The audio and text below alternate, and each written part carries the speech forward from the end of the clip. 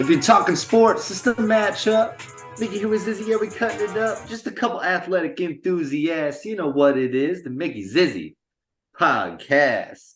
Welcome back. Just like last episode when we were talking a little bit, we're going to get into it. Catch 22. This is episode 22 of the Mickey Zizzy podcast. And I'm not talking about Mickey's football number. I'm not talking about double deuces. I am, but not in that route. But anywho, let's get into it. Brought to you by Augmentation. Of course, got to shout it out. www.pinnaclesub.com. Go ahead. Check out the supplements. Go ahead, get in the gym, get big, get swole. That's what we're trying to do out here. Wellness, other supplemental needs as well. Merchandise, use that Mickey Zizzy discount code. You know, we got you.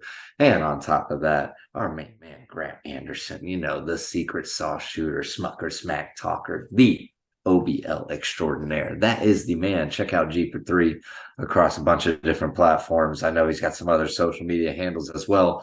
You need to throw them up there. I'm not sure how we're going to edit it out. But anyway, we back, man. NFL, what a crazy weekend. You know, there's going to be a lot of like disappointment in my voice with the tone of this intro. We'll get into it, but Mickey Hines, bring the upbeat. Bring me back, baby. Bring me up. I don't know about you, but I'm feeling 22. Wait. Yeah. We ain't at a Kansas City Chief game, baby. This ain't Travis Kelsey, Jason Kelsey, baby. This is the Mickey Zizzy podcast.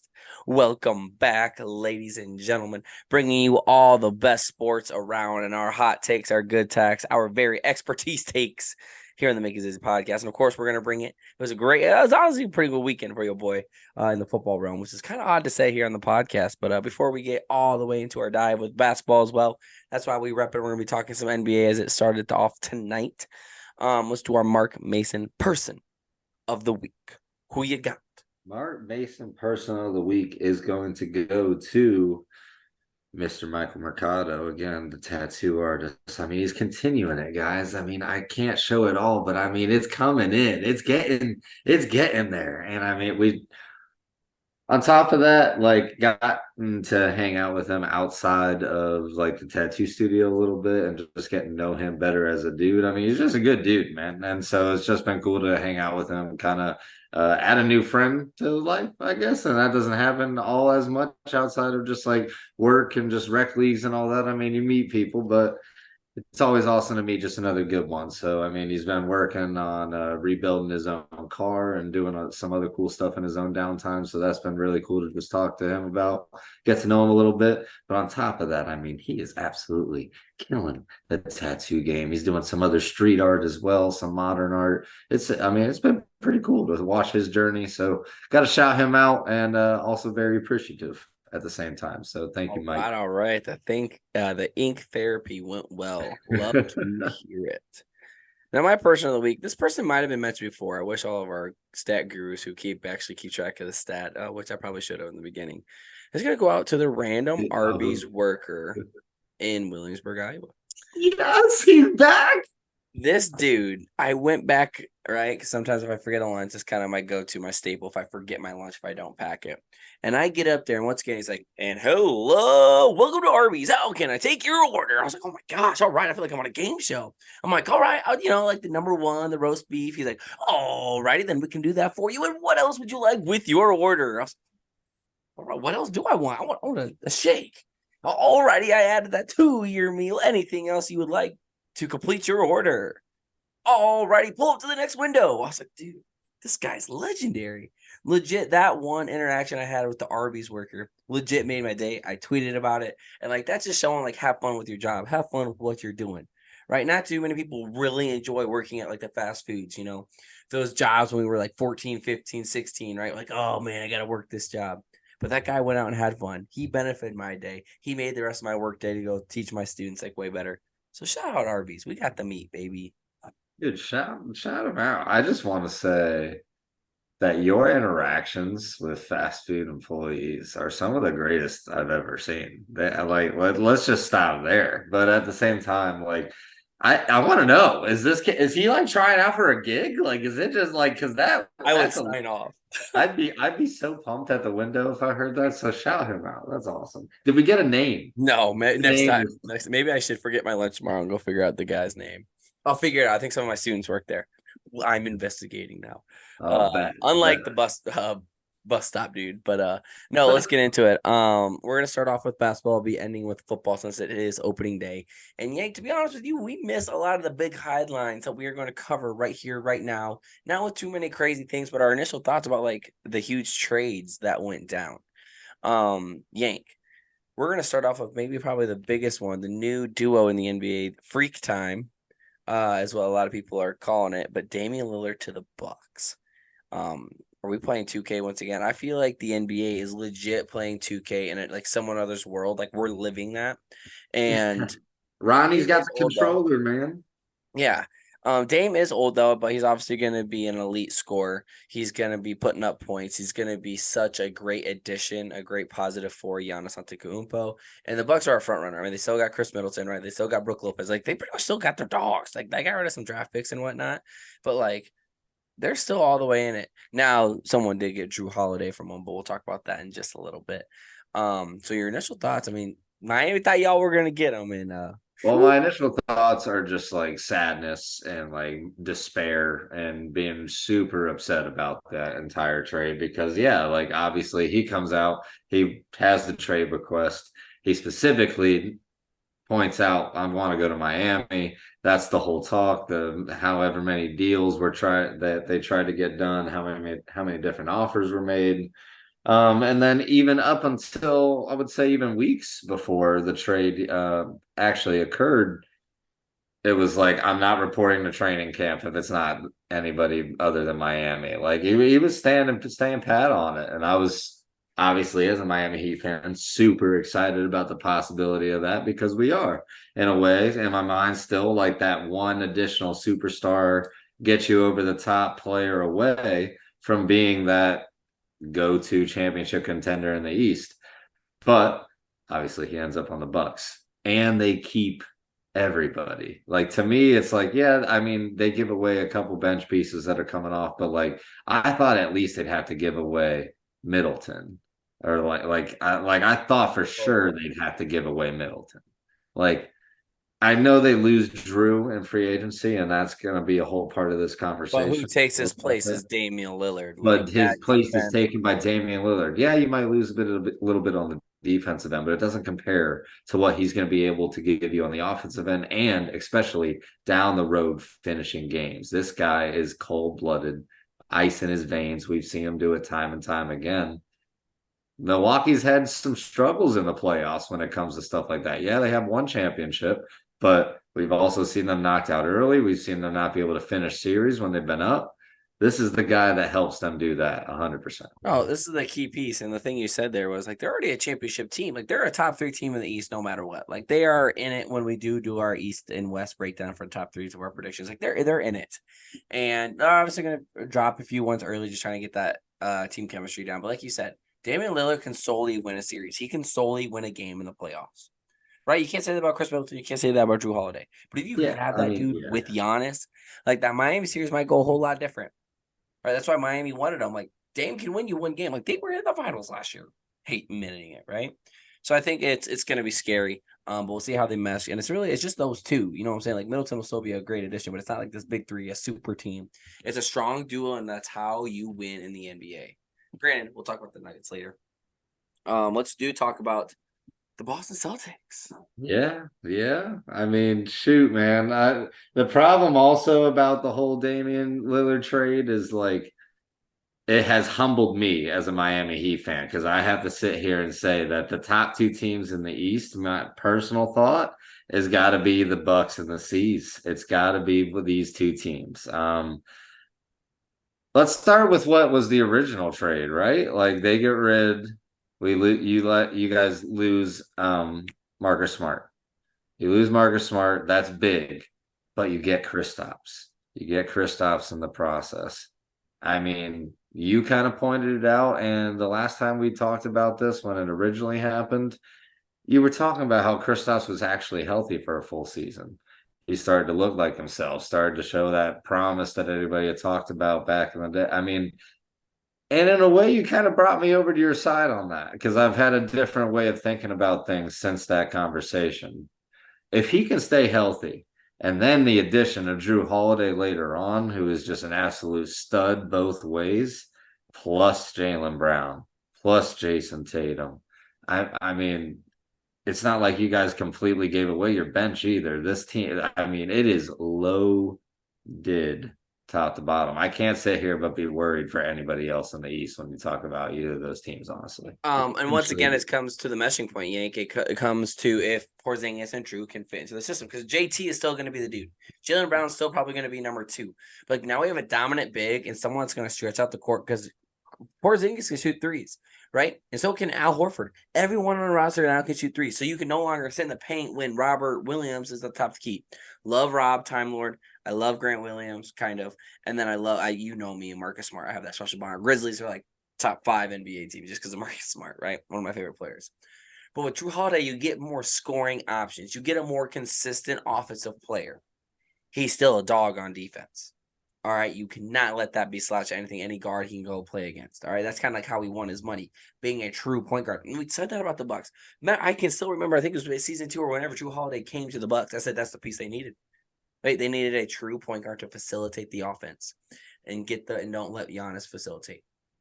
Now it's same story, just a different shade of green, Yank. It's Drew Holiday facilitating the offense through JT, through JB, through Porzingis, right? You still got Grandpa Al down there. All right, you still got Sam Hauser, who's still a shooter down there. Now our bench isn't at depth. We lost Blake Griffin, we lost Grant Williams. So obviously those pieces are gonna have to arise to be something, right? Some of our young guys, like Welsh, our rookies, really gonna step Yeah, up. but y'all have Peyton Pritchard, some other guys Peyton too. Pritchard, we still Like, got. I'm telling you, like it's not like you don't still have depth. I mean, yes, it's not as crazy as before, but I mean, let's talk. I mean, Marcus Smart. Notice how I didn't even mention Grant Williams and the other people that were part of that trade because to me that wasn't the important part. The important And part is Porzingis is leaps and bounds ahead of Grant, above Robert Williams. So well, that's the big thing. that's what I'm saying. And then on top of that, like when you bring in Drew Holiday and then everything else, like the comparisons that you make with yeah, you might lose a little bit on defense, seeing as Marcus Smart is the defensive player of the year 2 years ago, but like you gain if you whatever you lose in defense, you gain in Yep. offense. Yep. And I mean I'm sorry, the NBA is just an offensive league at this point. You have when it comes down to it, you have to be able to score. And I mean the guy's got championship pedigree. He's going to be able to spend. I wouldn't worry about the system. I mean, yeah, that might take a little bit of an adjustment period, but Joey Mazzulla. that might be 20 games in. Usually, at that point, everybody's got it figured out. So you got time. It's an 80 game plus season. And it's funny that we say that because it's an offensive league. Tonight, the Lakers and the Nuggets played. So let's talk about those Nuggets, the reigning champs. You cannot talk about this NBA preview without mentioning the Nuggets. And Yeah. they're an offensive juggernaut. Once again, Jokic started out with a triple-double. I'm pretty sure dude was just riding horses in the offseason. He said he didn't touch a basketball. Like, that's blasphemous. Yeah. This dude is Yeah. just I think I heard an interview or something. He's like, yeah, I think I actually played like a few days over the last few months. right. I mean, shoot, I remember all my offseason. I was running, I'm catching the ball, doing routes, doing this and that, trying to build my craft. And Jokic over here riding horses. Like, they can play the game of horse. I mean, I bet he was working out and staying fit, but like, dude, you gotta like not touching the ball and then come out and just casual 30 triple double. And like everyone makes shots these days, even it was D'Angelo Russell tonight for the Lakers making a few shots. You should like, well, okay, we're back. The NBA is back. Like it's no longer some brick threes like you do in pickup basketball. But the Nuggets are that. Like I don't want to say they can go back to back, but you always say it. They're the chance until proven otherwise. And with that being said, Yank, it's just like their whole team is stacked from top to bottom. They have a lot of those role players. They have a lot of those players who once was a star, like the star on another team, like Aaron Gordon, and they still have Michael Porter Jr., right? They still have these dogs besides the top 2, Jamal and Jokic. They still have Bron, the kid from Kansas, who's an elite player for them, in my opinion, in his role, elite in his role. So overall, Yank, like that team's scary. Like, what's your thoughts about the Nuggets? I mean, I wanted to see kind of how they started out the season because to me, if anything, they've always been a mid to late season team. Don't get me wrong, they've always been at the top of the standings the last few years. I think even last year they were in the number one seed pretty much throughout the whole year, but it was quiet. It's always kind of quiet, and The then they get playoffs, they yeah, always fell they off. blow up in the playoffs and they become that team where everybody catches fire. To watch them, and I caught a little bit of the game when I was out tonight, but like to see them shooting I don't know, 45, 50% in quarters, like right off the bat, and just see the chemistry there. Jokic, I don't care what kind of offseason program he is deadly in the box. He is just absolutely uncontrollable. I mean, they look fantastic, man. Their possibility of them actually going back to back is high. They're going to be a formidable foe in the West. We're going to see what happens. Again, there is a bunch of trades that change the landscape of the NBA. It's wide open again. We love that. We do love that. But yeah, you got to give them props for one keeping it all together for the most part. And then on top of that, I mean, damn, they're just they are formidable. We can go on and on about all the teams. We won't dwell too much. I know we wanted to preview on some of those teams, but like it's crazy. Like Chris Paul's on the Warriors. Warriors starting out with Oh not yeah. Draymond Green. Like Like that's what? crazy, right? We're a Chris, Scoot Henderson podcast, so you're gonna be hearing a lot of Trailblazer looks, right? Him and Chris Murray gonna be balling it up. Like, can the Kings repeat? Can the Kings repeat being a 3 seed, being a dominant force, and building what they did last year with Keegan Murray, Sabonis, right? Your Miami Heat. Are they going to be? Are they going to fall out on the playoffs 8th seed? Or are they actually going to solidify themselves in the regular season? I mean, that's the big one we should talk about real quick that's before. true. That's true. I mean, I'm gonna say here and say, I mean, I'm confident. I'm confident. I don't think that we would be at the bottom again like we were last year. I don't think it would be that type of crazy run or that type of even crazy entry to get in the playoffs. But I will say that I one love our developmental program. I mean, obviously our heat culture is a thing. Like that is definitely a thing. Jamie Jacques Jr. has looked really good in preseason. Yeah, dog. I've been telling you from UCLA. Yeah, he's been a dog. Another undrafted free agent. Trying to remember his name right now. I was going crazy about him the other night in one of my group chats. Um, but he dropped like 5 threes in the fourth quarter, and I was just like, "What the like? Who? How are we finding these people? Like, what is going on?" So just super excited, obviously, for the fact that we keep, for the most part, everybody. We did lose Gabe Vincent. Got That some does hurt. pieces. Yeah, didn't get the superstar and everything on top of that. But Jimmy's telling us that this year is the year. So why would I not believe him as a fan?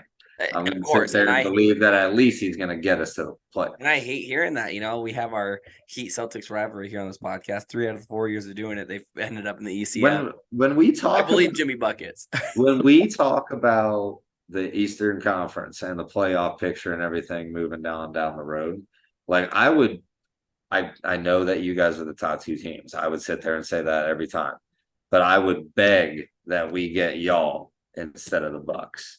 I would beg for that because I don't know. It's just, I mean, it would be 4 out of 5 years at that point. You got to just bank on like past knowledge and experience and like get in your head a little bit type thing. Like, I don't know.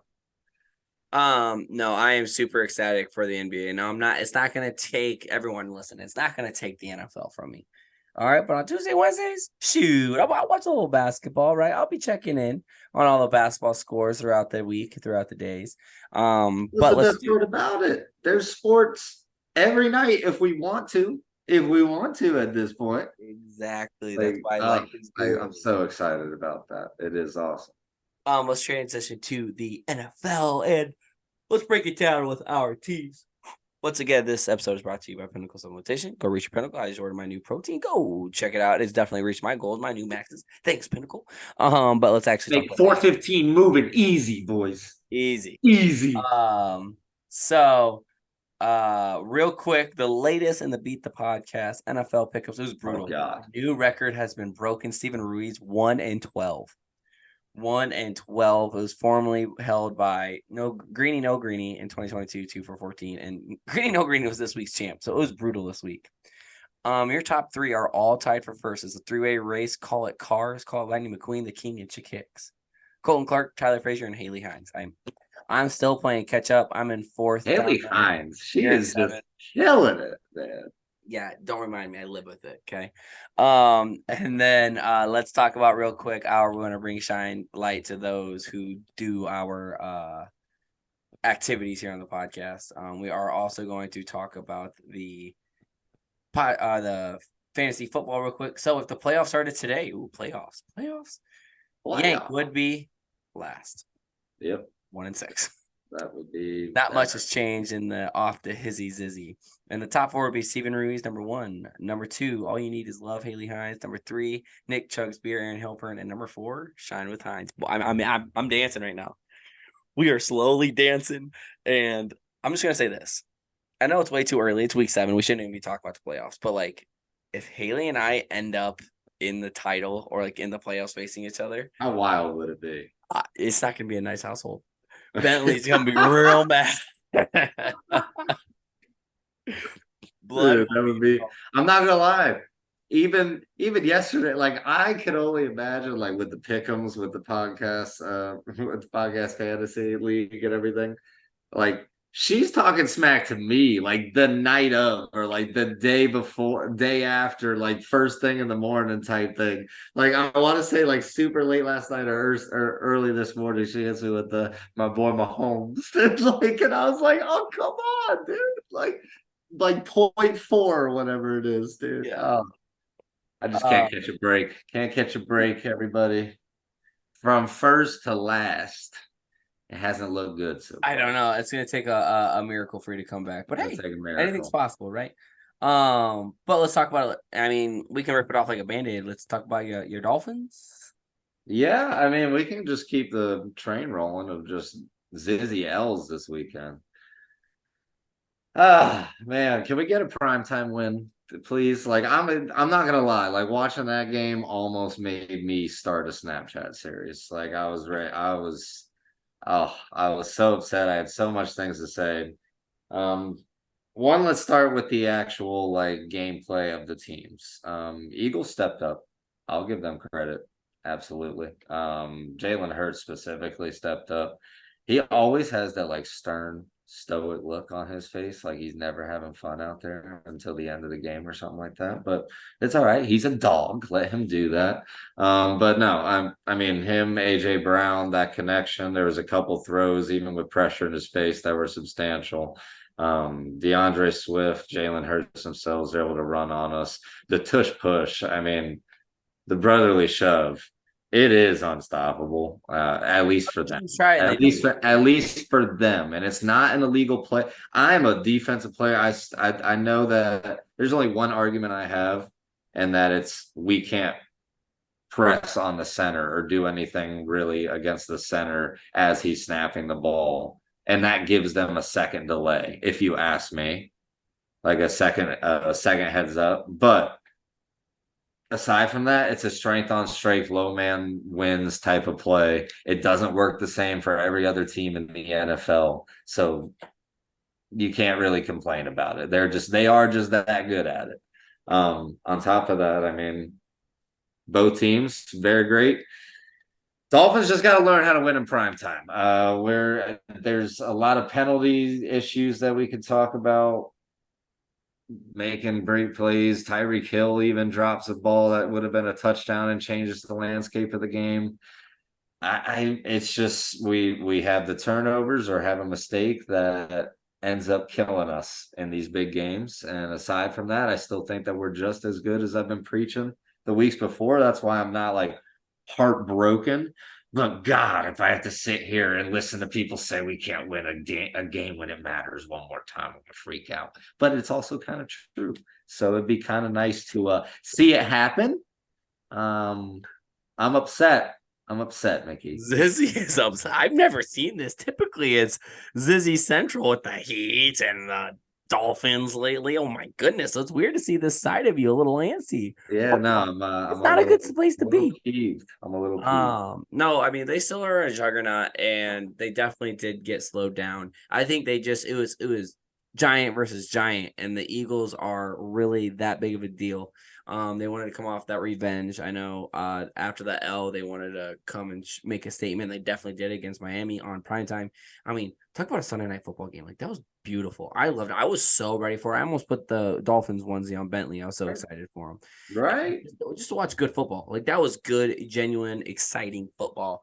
And the Dolphins, I think, will be fine, Yank. I can't believe I'm saying this. I think they're going to be fine. I think they win their division because the Bills are bad, which we'll talk about them later. But the Eagles are just so good. And I think the Dolphins will have a great bounce back. They're going to go have like a 40-point win. You know, it's going to be like 42-14 in the next game in the future to show like, hey, the Dolphins. Appreciate it. So I think this game's good for them. It's good to say, hey, like, we are mortal. We do have a lot to work on instead of just beating all these bad teams, which they have done. So I think it's great for them. It's great for this team to build. I still think they can do it. And for me, like, if I was you, like, hey, we easy, relax. No, I mean, like I said, I'm not freaking out because I do believe we are still that good. I still believe we are possibly the top offense in the league. I mean, the speed wise, we don't have, and I mean, we still don't have everybody back on both sides of the ball. I mean, Jalen Ramsey is set to come back. Jalen Phillips is just now getting kind of healthy again. I mean, there's still things to happen. Achan hasn't been back. I'm relaxing. It's just also like, Do we need to rewind? man, you gotta be able to win against the best teams in the league, and at least so far Not right this now. season, we haven't shown that. Yeah, I mean, you keep the fastest show on turf. Let it keep But going. also, and I don't know if we were gonna do a segment on it, but 11 penalties to 0. Come on, guys. Oh, here we go. You really gonna go blame the refs? The only people who can blame the refs are the No, I'd never. That's why. No, Why do you think no, it's you not part of my cannot go analysis? with that. Because I hope you saw what the Iowa Hawks happened this weekend. Did you see Oh, that? dude, that might Blasphemy. be that. Well, that's why I was gonna say I didn't know if we were gonna say it at all, but just like the reffing in general this weekend was not good. And it looks a bad luck when you live 30 minutes from the Minnesota Gopher Stadium. As that referee. Anyway. We won't go too much. Find him.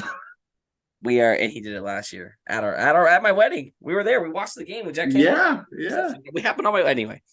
I will go down a huge rabbit hole if we go down there. Anything else about your Dolphins? Penalties were an issue. You said No, we'll be back. We'll be fine. we'll be back. Well, I better transition to my team, the Chicago Bears. Because you are back. The agent is back. I've said it. Y'all were a playoff team the way we've been playing with the defense. And I understand it's Brian Hoyer in the Las Vegas Raiders, right? I get it. But the Bears went and kind of stopped them. They curved them. That was kind of weird. Deontay Foreman, who I said was very similar to David Montgomery statistics, right? 3, 1, 2, 3, call it a hat trick, right? That was exciting. Page didn't really go win the game, though. All those haters saying, oh, Justin Fields, you don't need him. It's like, no, Fields is still our guy. Pagent did his job. He was the backup quarterback. He went and got the W. Right? It's still Justin Fields' team. What if they go on like a 5-game win streak? All right. If they do with Pagent, then you leave him in. But he's going to come. But Fields, I bet you Pagent will play against Chargers for Sunday Night Football. Primetime Pagent. All right. And then I'll be back to Justin Fields' team. And I want everyone to hit the brakes. We're going to be fine. Chargers, it's going to be tough. You know, I'm still debating if I think I'm going to choose them to win. We typically don't do well in primetime calls the Miami Dolphins, but it is what it is, right? Yeah, I know. I had to. Wow. It was a home run ball. It's all right. I've been hearing it for 20 years. No, so I think we can be a playoff team. That defense is finally clicking. Our secondary is getting healthier. Kyler Gordon was back doing the backward Spider-Man pose. It was epic. We got a long road ahead of us, and we've definitely dig ourselves a hole. But hey, wait on it. Don't say I told you so. All right, here we go. Give me your thoughts. I mean, well, again, it's like it's still the flashes thing, right? Like we've seen and been talking about the fact that the team has a talent. The team is a better roster on paper than it was last year. You limit the turnovers, you stick to a game plan. The defense steps up a little bit better than what it did last season. This team shows signs of success. I picked the Raiders to win. As soon as that game snapped off, I said, "Yep, Chicago's they're here. They showed up today." I mean, you could tell when I know he's the backup, and no, I'm not going to be one of the people that's sitting there saying like, "Get rid of Justin Fields." We're going to sit here and watch it. Who knows? Maybe he's like the Brock Purdy situation. You start winning games, you just get to play. It's just how the league works. But for him to go out, make the plays, hype up the crowd, bring that like it was like the Chicago like Rough Rider energy because he didn't do anything like super No, crazy or like he didn't. immaculate or whatever else, but he made some tough throws when he needed to. He made some big plays on third down, and he wasn't afraid to run the ball or get hit by anybody. And that's Chicago quarterback play, and that is what has been the best like the Super Bowl winning quarterbacks in Chicago is what it's been.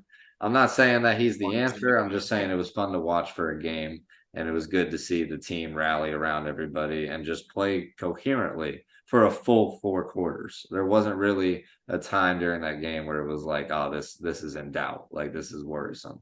But also, we should have seen this coming. I don't know if you've seen the video of that of Tyson Bajan's freaking dad, but the 28-time world champion arm wrestler, that guy is electric. I mean, they got an arm, and Yeah, they it's got funny. cannons CrossFit in did a that whole thing on family. him too because they did an interview. Like, what are you doing if you're not going to play football? Well, I'd probably just getting yoked doing CrossFit. I'm like, what a dude! Like, dude just wants to compete, and that's What a dude. from D2 Shepherd College. I mean, he lost to the School of the School of Mines, and then goes beats the Las Vegas Raiders. I Yeah, heard but that. he just made his career right there. Like that game just certified, like at the very least, guaranteed backup on on an NFL team. Amen to that. It's funny that you do bring up Brock Purdy. That's also going to be the next team I want to talk about. Are There the you go. 49ers that good? They lost. They let Kirk Cousins cook prime time Kirk. That defense is mainly healthy. And that offense was the same old offense. But when Brock Purdy had to go make plays, when the game was on the line and the ball was in Brock Purdy's hands, what happened? Interception, interception. Brock Purdy is mortal. The offense is still great. I am not ready to jump off this 49ers are a good train, that they're elite team. I think they're still going to be the 2 seed, the 3 seed, 2 or 3 seed in the league. All right, for the NFC. I'm still going to do that. But we have to mention it, right? Those 2 picks. Christian McCaffrey is still a dog. Christian McCaffrey is the leader of that team. He is the MVP of that team. But he also has to give some shots to the defense. You let the defense, Kirk Cousins, go for 400 yards. Defense, you got to step up. Without Justin Jefferson. Without Justin Jefferson. Yeah, I mean, Rookie defense definitely has to step up. That just isn't the defense that we typically see from the 49ers. I don't know, it just kind of felt like they were flat in general. And maybe it just is a result of injuries and people not being on the field. And like, I don't know, like sometimes that permeates throughout the team, but that's not a characteristic that you want for a team that's trying to win a championship, especially for a team that has a narrower window than some of these other teams. They're a little bit older. They've been around for a while now. Got to have answers and got to play a little bit better. Yeah, the back to back, the interception. I mean, it it hurts, but I mean, we've seen so much success from him up to this point that, like, yeah, I'm not willing to jump off any train or anything like that. I mean, Christian McCaffrey is still Christian McCaffrey. They don't have the entire team around them. It is a great system. Like, so what if he's a system quarterback? He was the Mr. Irrelevant pick in the draft. Like, he's already far surpassed what he was ever supposed to be. So to me, it's like, no, he doesn't need the Tom Brady or crazy comparisons that people are already trying to give him anyway. But let him settle down into his role. What I do think is most interesting is watching him operate in a space where he's not being praised as this great quarterback, where he does have some controversy and some adversity that he's going to have to overcome and play better moving forward. We haven't seen that from him yet. So if he doesn't do it in the next game or two, you'll start hearing some chitter chatter from me. But outside of that, I That's mean, fair. That's respectable. I mean, the Vikings have been a great offensive team over the last few years. Sometimes it's just your night. Kirk Cousins, it was just crazy to see him do it in prime time. Let's be honest. No, I mean that's the thing is you shouldn't compare him to Tom Brady. You still got to let him do his thing. And the big thing is how will he bounce back? He doesn't show any emotion. Like that's another thing I've seen about Brock Purdy is he didn't show too much emotion. So we'll see if he can be that leader, if he can be that dude to really propel his team. And when the lights are really shining on him now, like, hey, you ain't that great. What's up? Like, is he gonna rise to the occasion? Yeah. Yeah. Is there any other teams you want to dissect here on? You know, To me, it was kind of like the whole like I did want to talk about the Cleveland Browns. And to me, everyone's been hyping up the defense. I mean, up until this week, I mean, historic numbers. Yeah, they might have had some help from weather in some of the games, but at the same time, I mean, to have only 1,000 yards allowed through 6 weeks in the NFL, that's unheard of. I think that was, and then on top of that, to only allow double digit scoring, like, or not, no games over 20 points up until that point. That's That's also winning insane. football. Like, that's winning football. Miles Garrett doing basketball moves at the line of Love scrimmage, him. doing whatever he wants to do. I mean, And absolute making plays. mammoth of a And hurdling man. people and Yeah, blocking. yeah, manhandling people at the line and then making plays, and it's incredible to watch. We got to see more of it this Sunday, but on the offensive side of things, like it's still such a weird question mark to me. Like I don't know, like maybe we can have this conversation, but like, is Deshaun Watson throwing? Like, is he Paul Krewe in this thing? Like it's that's the vibe I get watching the Browns operate. The man has been cleared for his shoulder injury by the medical staff. He doesn't play for 2 games, saying that he personally doesn't feel ready. Okay, I'll give you the benefit of the doubt. Then you come out, you start, you throw an interception, and then immediately on the following drive, get like I think it was another bad throw, get hit, fall on your shoulder, and then or fall on your shoulder, your head, whatever, get pulled, you get cleared of concussion protocol, but then don't re-enter the game. There's something so weird to me about that. And I don't know, call me a competitor that likes to be on the field, but I don't get it. You were cleared in like the second quarter, dude. It's the end of the game. You see your team struggling. Like, even if it was a coaching decision at that point, how do the coaches get to the point to where they decide not to put in their $230 million guaranteed player? Something's wrong. Something's up. I don't know, dude. Like, I mean, You say a lot of good things. It's that defense has been balling. First off, I want to shine light on that. Miles Garrett is a dog. He's doing crazy things. Like that defense is solely. They're doing it without they're Chubb, so right? good. And They're that's why I mean, this Ford's team doubtful could this be year. so good. And all they need is a quarterback. So you go pay your quarterback. And, a lot of people said, like, oh, were you mad that Mitch Trubisky was picked over Deshaun Watson? At this point, shoo, I don't know. They're both at the same standstill of their careers, except for Deshaun Watson is getting the bag to sit on the bench. And to Paul Krewe, like, that's such a great analogy. Dude is just getting hurt, throwing the game, and getting hurt and letting PJ Walker go on the bench and go cook. I totally agree with it. I think he's just all right, sweet. You're gonna pay me $200 million instead of my $230 million. Like, I didn't know I was going to ever play this game again anyway. Exactly. Well, I got And my y'all bag. had signed him with not even a year experience. I did not like this move from the get go. I do not like Deshaun Watson, just because of all the off the field stuff. And he hasn't been playing on the field. He hasn't done anything good on the field, right? He has not made Not the in Cleveland three Browns on the years. map.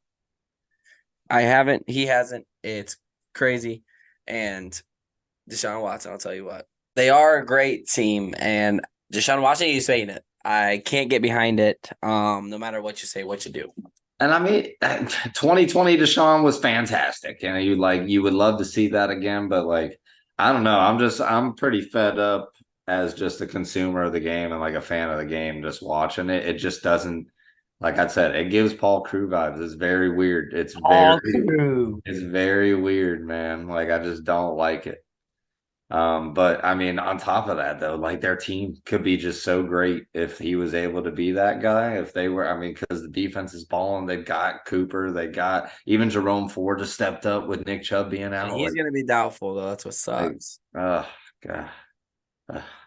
But yeah, I will talk about one more team, and that is going to be the Jacksonville Jaguars. I really. feel like every year we mention them early on, like, hey, they're a good team. They almost have it. And I feel like we have repeated ourselves once again.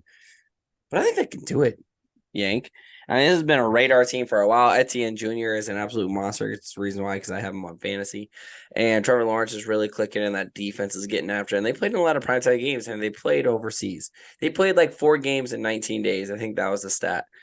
That's crazy. And they're a winning team. They're going to go win their division. Sleeper. I just want to mention them now. They are a sleeper. They went and upsetted the Saints, which I don't think was an upset. I think the Jacksonville Jaguars were the better team in general. But is this the year they are move up from us mentioning them earlier on in the year of being sneaky good? Do they make that transition to actually being good? I mean, I would like to think so. I mean, I know that we were hyping them up at the end of the year. We were hyping up before the season started and definitely talked about them those first couple of weeks. Like we saw the addition of Calvin Ridley. We saw their defense starting to get better. We were thinking about Trevor Lawrence under his second year with Doug Peterson and like actually having a consistent program to follow in an off season. Like we expected that breakout year and all the jumps and everything that comes with that. So am I surprised that we're talking about them right now? No. However, they did have those two losses and it just kind of seemed to like all that momentum and everything that we had for them fizzled out and we just kind of forget about them. Whether we've been picking them in the pick'ems or thinking they were good or not, we haven't been discussing the Jaguars. So I'm glad you bring them up, but they are absolutely balling. I mean, Trevor Lawrence has definitely looked better and he's controlled the ball very well these last few games. I mean, yeah, he only had the one touchdown, but I mean, 20 to 29, over 200 yards, commanding the offense. When you got Etienne busting off the big runs and making 2, 3 touchdowns a game, it happens. You don't have to do all the scoring, but I You mean, know, the reason why I want to bring them up is because their losses are to the Chiefs, which they only lost by 8, and that was a closer game than we think. And true. then they got blown out by the Texans. Like, okay, that's pretty bad, right? It was a 20-point game. That was CJ Stroud's coming out game. But since that, they've been on a 4-game winning streak here. They beat the Falcons 23-7. That was in London. Pretty nice. They went and beat the Bills, which granted the Bills are bad. They went and beat the Colts, which is hard to beat a team twice. And then they went and beat the Saints. Like, yes, I know these are not top tier teams, but they're winning the games they should have. And they're winning by double digits or like close to it. They're on a streak. Noted. It is meant to be mentioned. All right. I'll let it go. I'll let it go. We talked about them early, so why not bring it back up? I just want to keep sprinkling. Just a little sprinkle, a little Jacksonville love ain't too bad. Yeah, but is there any other teams you want to talk about on your side of things to recap this week 7? If anything, I mean, I know we kind of did a spotlight on them when we were talking about the AFC North division, but I mean, shout out Jacob Watkins and all that. But the Ravens, man, they I wouldn't have expected that. Let's just say that. If it's one thing to think the Lions may have won the game, it's another thing to think that they were going to get blown out by 30. I don't know, man. That was actually insane to watch the pocket presence of Lamar Jackson and actually have command of the new Todd Monken offense a little bit. Like they looked great. The defense stepped up and shut down one of the most elite offenses in the league. I mean, they're 5-2, I want to say as well. I mean, looking good, man. They look really good, and they usually get better as the season goes. So I like their chances moving forward. Funny you bring them up. Remember, because my second Super Bowl bet is Zay Flowers and a Tyler Linderbaum jersey if the Ravens go in because I've been loving Zay Flowers. I've been saying it every week. It just gets better. Like another week, he had another great week in fantasy, which is great for my end. And yeah, they went and beat the Lions. Like Lions are a top tier team, right? They went and lost by 7 2 weeks ago to the Steelers, which that's a divisional foe. That's your classic Baltimore Pittsburgh game. You know what I'm saying? And then earlier on in the year, they lost to the Ravens, but they beat the Bengals. They beat some of these higher tier teams. Yeah, Is this the Ravens getting over the hump? Is this the possibility that their offense can actually do, the potential of what their offense can actually do is what I should say. They are so explosive at every single level. Gus Edwards is so good. Mark Andrews, Zay Flowers, Odell, Lamar on defense, Patrick Queen, Roquan, right? Our good friend Jacob, he convinced me. All right, I said I had him lower down there because the Bengals were my soupy team because I was going to get a Jamar Chase jersey, which that smacked me in the face. They are nowhere near close. The jersey bet hit them hard. The jersey curse, the Mickey hey, we'll Hines see, jersey man. You curse. never know. They've been No, spicing up a stop little it. bit. Stop They're it. spicing up. No, they ain't spicing nothing. Nothing in the kitchen. They go to put spice on the food and nothing comes out for the Bengals. Anyway, back to the Ravens. They are a team like they're going to be a sneaky 3-2 seed in the AFC. Depends what the Chiefs do. They're going to be scary. The potential of them. Can they hold on? That's the big question.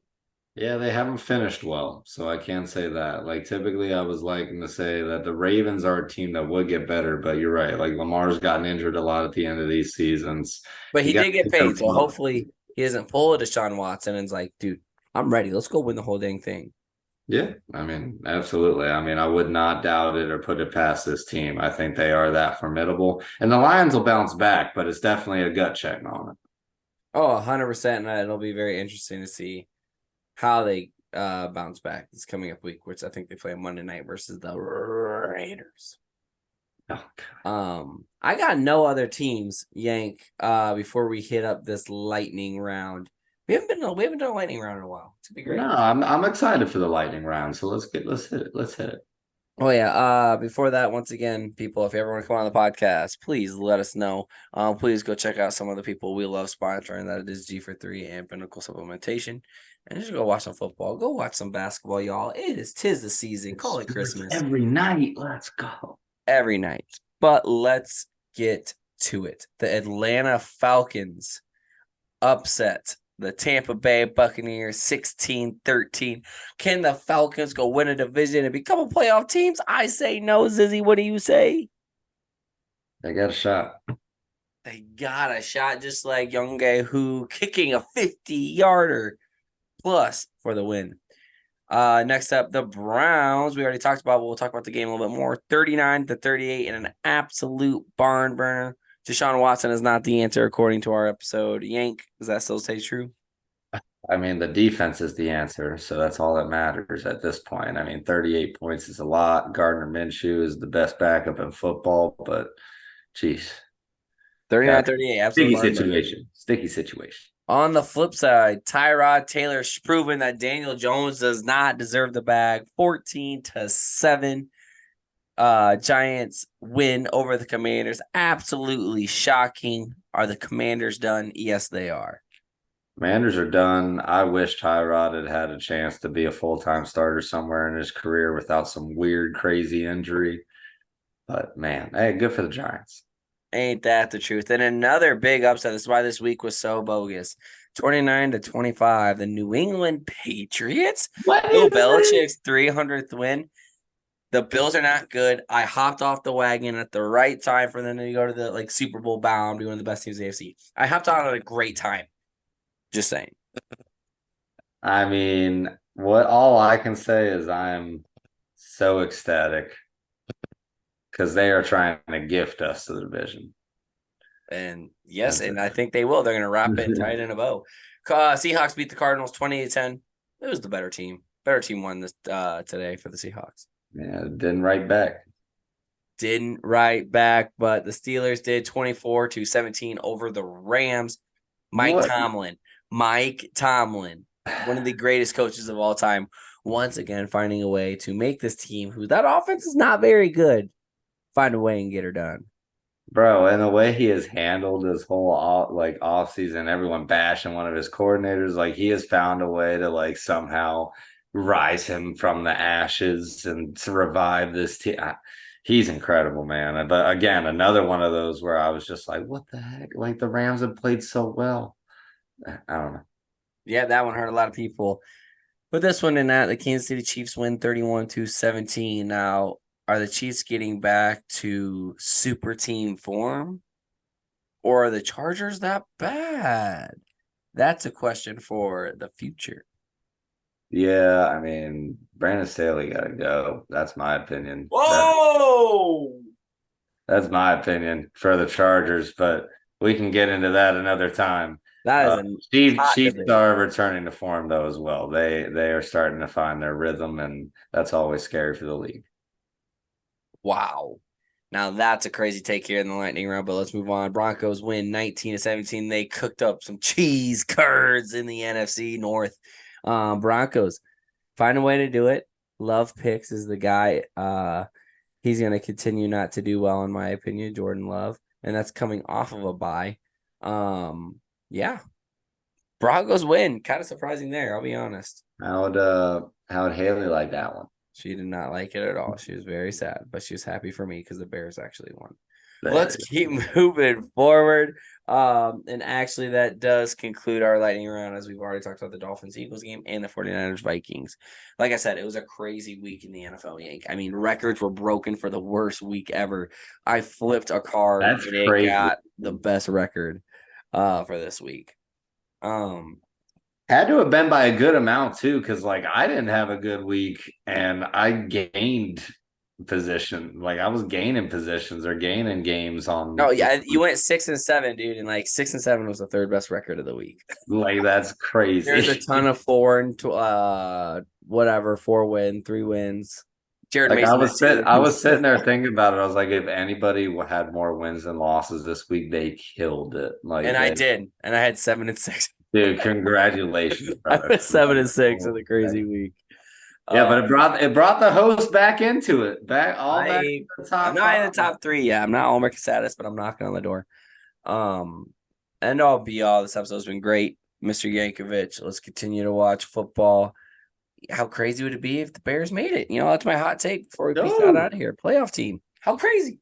Dude, power of the cannon. Power of the cannon. I'm believing in that right now. Agent the agent. Agent the agent. Y'all somehow always got a nickname for the quarterback. It's the greatest thing. You're all right. Fire Brandon Staley. That's my hot take. Let's go. If you're talking sports, this is the matchup.